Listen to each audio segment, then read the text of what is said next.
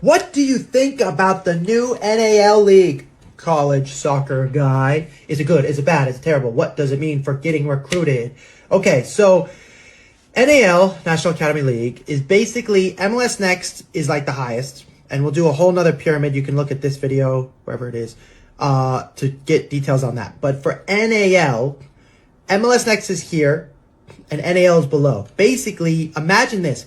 ECNL and ECNRL is what NAL is to MLS Next. So the ECNRL is like the B team to ECNL teams. NAL is like the B team to MLS Next teams. So if you're playing ECNL ECNL Regional League, that's a good place to be as a 14, 15-year-old, so freshman, sophomore. Because if by junior year you break into the ECNL team, perfect timing. That's lovely.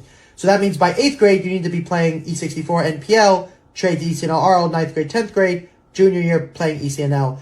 That's one version of it. The other version is 8th grade, 7th grade, you're playing E64 NPL, DPL for girls. And then freshman, sophomore year, you join an ECNL ECNL group. Then you go to NAL, or you just skip NAL, go straight to MLS Next, or you skip ECNL entirely, go straight to NAL by sophomore, junior year. And then in your junior year, hopefully going into your junior year, you're playing MLS Next. That is the ideal scenario. So NAL is basically the B team of MLS Next teams. Now, the beauty of it is, just like with a club that has ECNL teams, they might need a guest player. You might be playing ECNRL, then be guest played to play in the ECNL team. You do well, now they want you on the team. That's the best way, really, to move up the ladder of any team ever, is to be within the organization. So with an MLS Next team, if they have an NAL team, that's a great place to be. You're going to train against the MLS players. You're going to train with them. You're going to have an opportunity. Somebody's going to get hurt, and you're going to have an opportunity. So if you had to pick between ECNRL or NAL,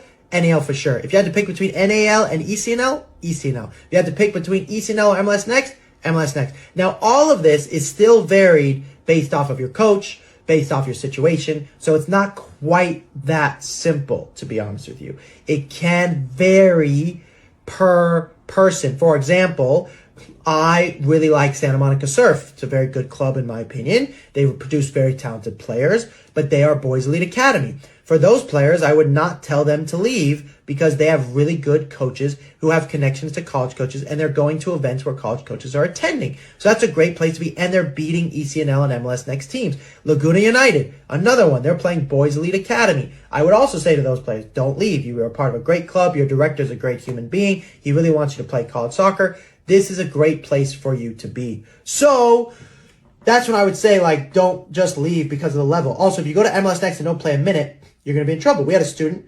He traded teams from an ECNL team to an MLS Next team his senior year, which was very promising.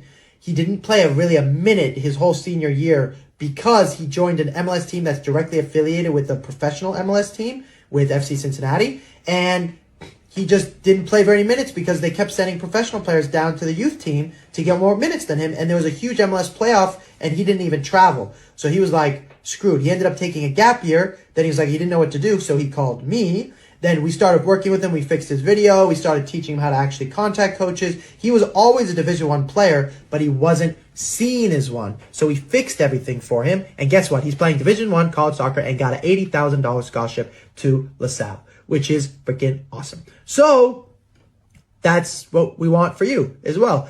But in order for you to do that, you need to be constantly working up to get to the higher levels of club soccer. So what is NAL? It's basically the second tier of MLS Next. And my recommendation is constantly take the steps.